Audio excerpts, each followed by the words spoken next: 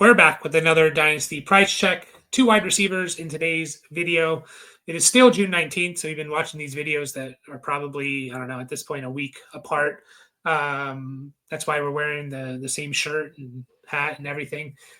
Same time of day. It is June 19th. Keep that in mind when we talk about these guys. If something crazy happens with them, that's why we didn't bring it up. Mr. Guy, I forget who he was talking about, but you don't know that Rodgers is not going to be on the Jets because we posted a video a month later than we recorded it. But we're starting off with Chris Olave, 25 years old, ADP in startup right now, and Superflex is 72 overall. Good for round 6. We're at the very end of round 6. Wide receiver 24 in ADP, wide receiver 29 in keep trade cut, so significant difference there. And then you see the numbers there. I was actually this is half PPR per game. This is the rankings. 25th is points per game where he was. I was a little bit surprised. I thought he was a little bit lower. So he has been, his first 2 years, he was a wide receiver 2. And then he, kind of a disaster year last year, which is the Saints in general for Olave. So played in 8 games and just, wasn't good. Never been a big touchdown guy, never going to be a big catch guy, but lots of question marks with the Saints and who's their quarterback. How good is this offense going to be?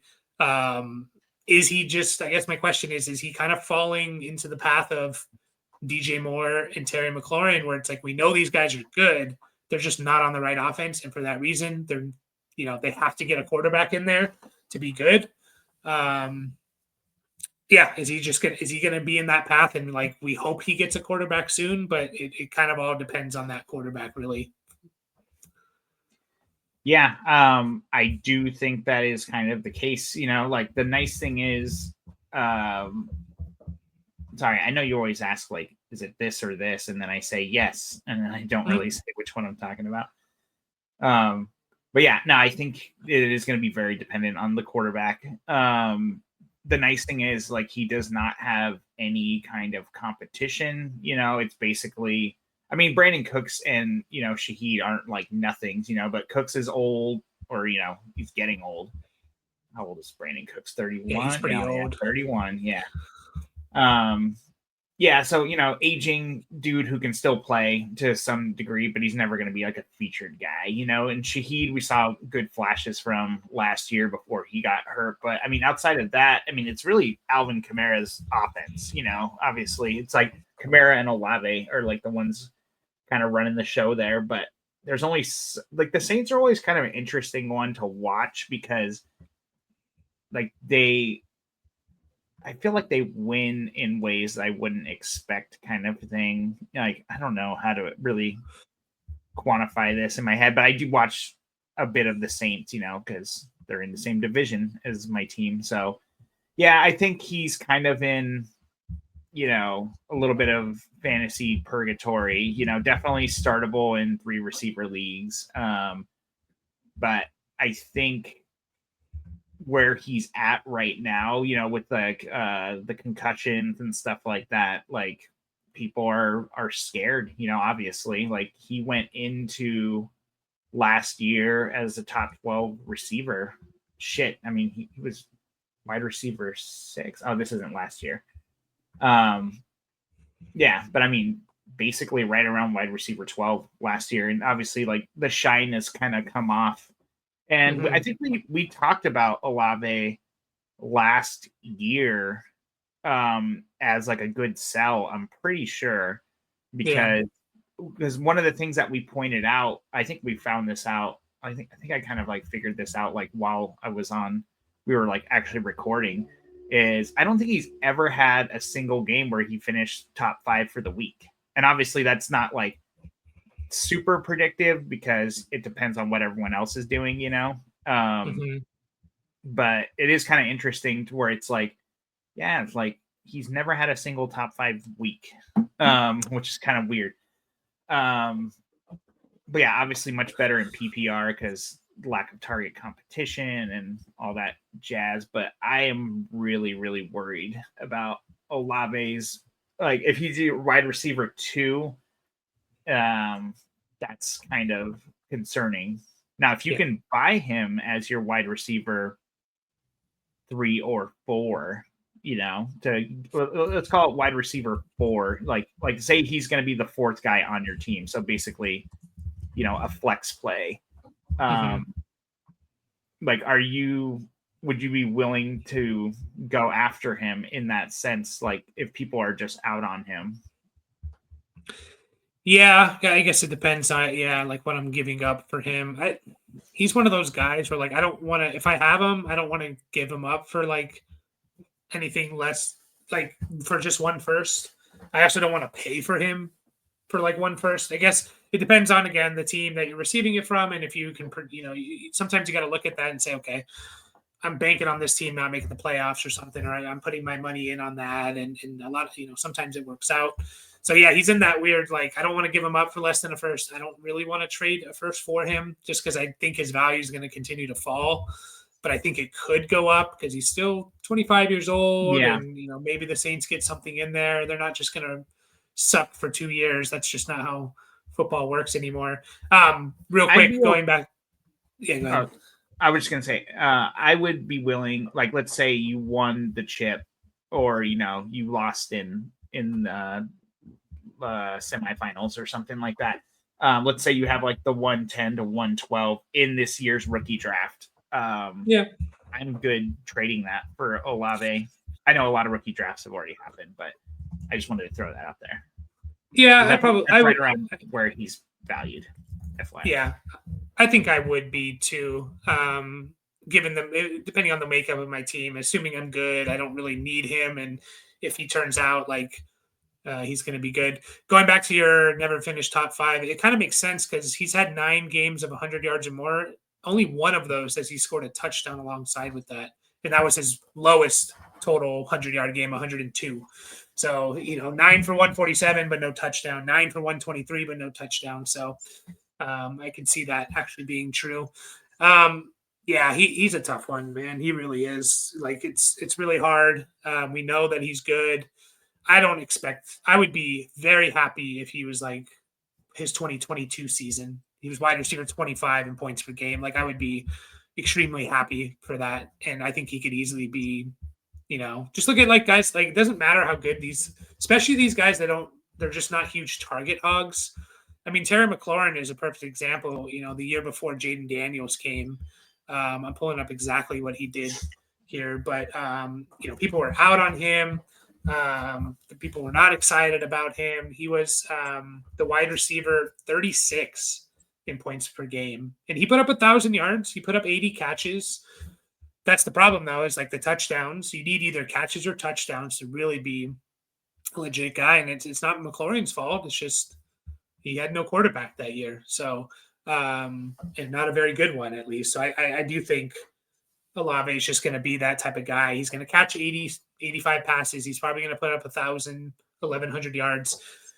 I would be shocked I would be pleasantly surprised if he got more than 5 touchdowns. And that's just not going to do it, Yeah, it's just not going to do it. McLaurin is ranked 2 spots ahead of him. All right, how about this? How about this for a scenario? McLaurin signs a 3-year contract with Washington. At that moment, I would probably like if I was a rebuilding team, just flip McLaurin for Olave. Like just I think I would just do it now.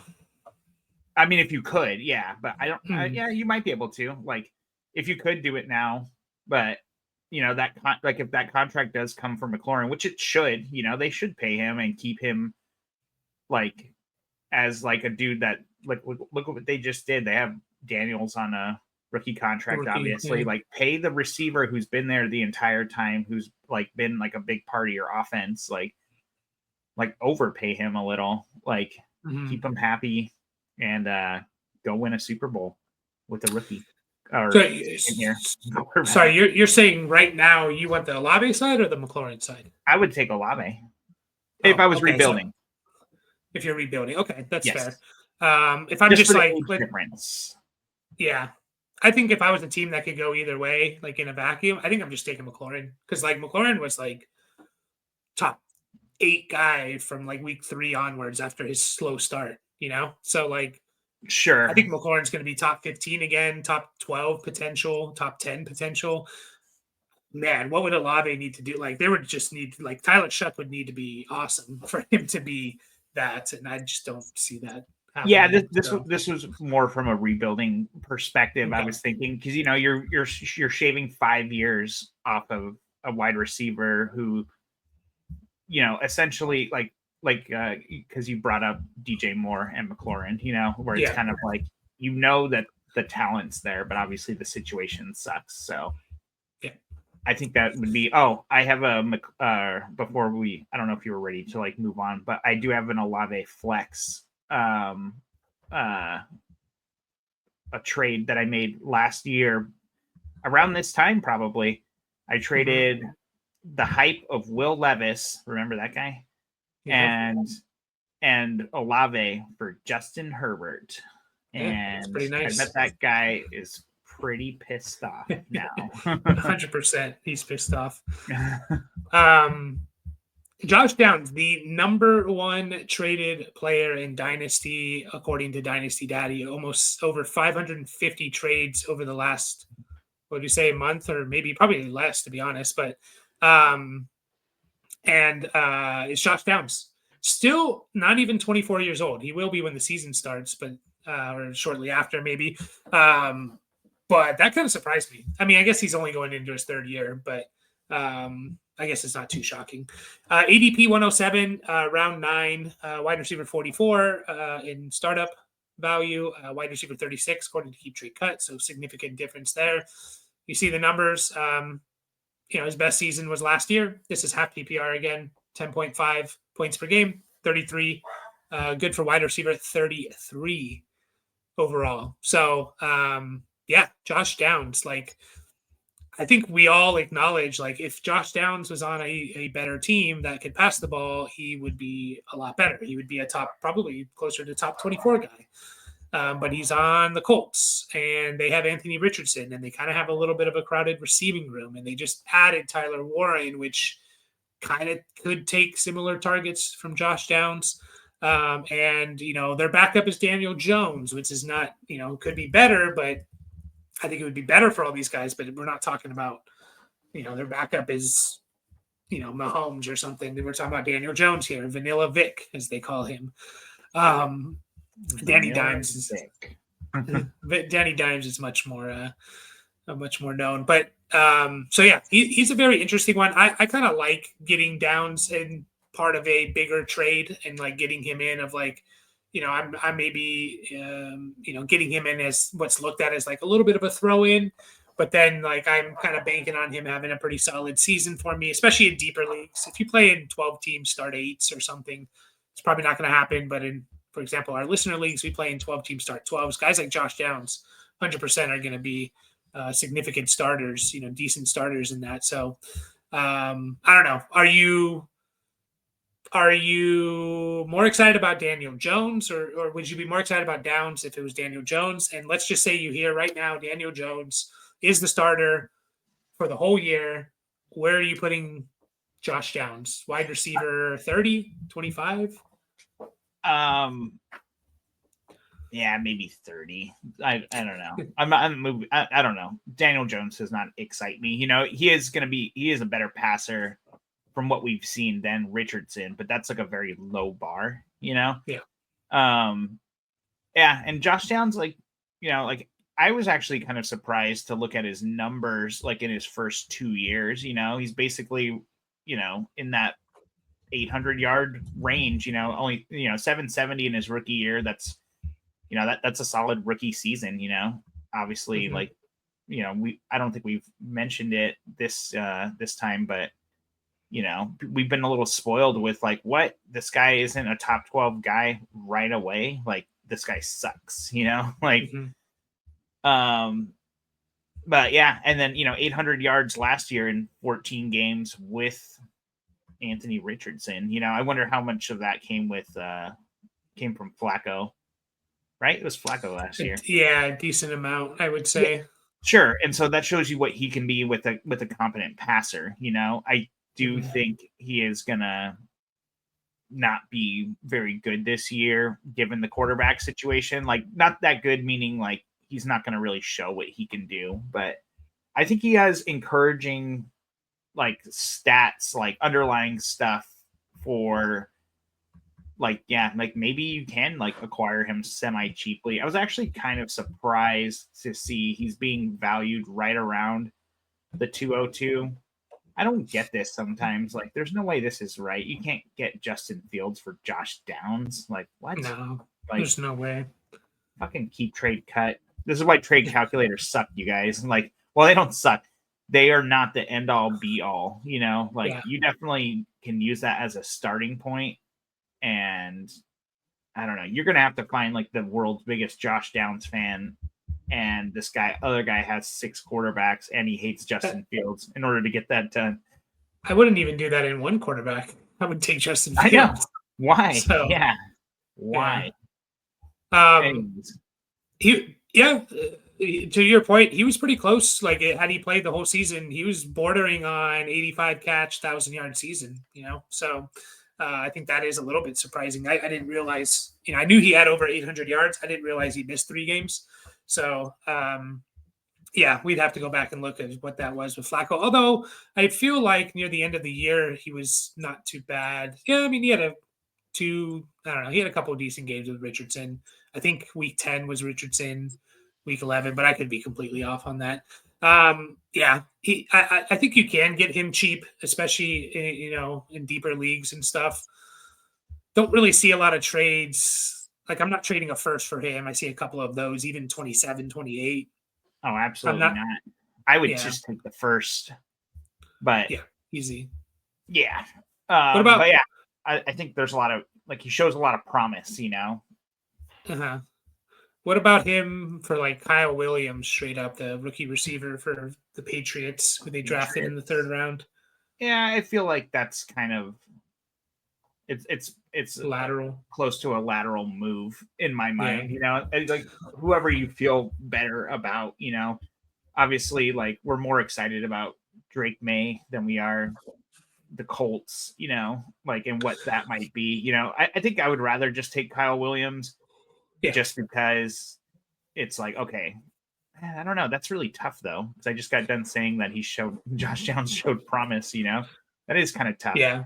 I don't have a strong opinion on that one. I like Kyle Williams a lot, and I would take him. What about last one before we kind of finish up here? Josh Downs for, let's say, a 26 third and a 26 second. This trade was actually a 27 second, so I don't know. You can give your thoughts on both of them. But yeah, you're getting a second and a third next year for Josh Downs. Are you just taking that and cashing out? And it is a 12-team start 10, so it's not deep. It's not shallow. It's right in the middle, where he's kind of like a fringe starter, in my opinion. Yeah, how about flex? No, I guess that doesn't really matter. You said start 10. They better not be kickers or anything. No, I don't think I'm doing that. I think I'm just keep Josh Downs because, I mean, you paid a 2nd round pick for him 2 years ago, most likely. You know, maybe it was a back end of the 2nd round. And so it's like, I don't know. For a guy that's shown something, like, why are you just selling him for what you paid for him? To get an extra third kind of a thing, you know, like, I don't know. So let's say, I don't necessarily disagree with you, but let's say he does kind of the same thing. So he's like a wide receiver 3 in a 12-team start 10 is like, again, a fringe guy. You can make the argument if you're starting that and you're consistently, you're probably losing, but bye week replacement. Let's just say he does kind of the same thing.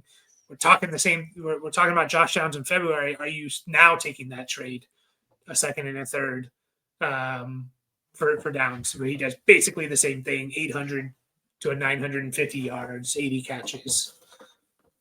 I don't know. It depends how bad the rookie fever hits me, I guess. It's going to hit you bad. Because at that point, you'll know when the picks are, too. So you'll have more information. Let's say 27 picks then. Like it's okay. The same exact trade a year out from now. Everything's the same with Downs. The trade picks are 27. We don't know where they are. Yeah, if he does exactly this again, does Daniel Jones start the entire year and get a contract? Yeah, geez, I don't know. I definitely. I mean, just to kind of like recap what you said. Like, I think he's going to have a similar quarterback situation. Yeah, like, well, sorry. If the quarterback situation doesn't change, then I am not. I think I'll just cash it out at that point, you know. And honestly, which is kind of funny to say because his quarterback situation, we know what it's going to be this year, you know, already. So we'll see if the talent wins out. I mean, the receiving core around him is actually like they're all like good players, you know, like, and they're very like they kind of have like a very like a specialized like set of receivers, you know, and like they should be better, you know, and plus they got Jonathan Taylor and Mr. Tyler Warren there now. So I wonder if the Colts could be sneaky good if they could just get competent quarterback play, you know?